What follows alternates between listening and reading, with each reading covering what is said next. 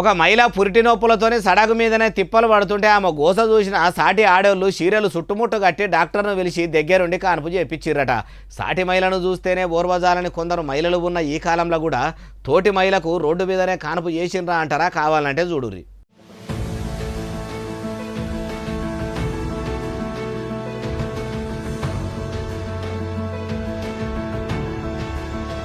పురిటి నొప్పులు వస్తున్నాయనే ఆసుపత్రికి తీసుకుపోతుంటే పూణేలో ఉన్న ఓ దగ్గర నొప్పులు ఎక్కువయ్యే వరకల్లా సడగు మీదనే ఇట్లా చీరలు సాటుగట్టి సాటి మహిళలు చుట్టూ నిలబడ్డారు. అక్కడికే డాక్టర్ అమ్మను పిలిస్తే డాక్టర్ అమ్మ కాన్పు మంచిగా చేస్తే ఇప్పుడు తల్లి బిడ్డే మంచిగా ఉన్నారట.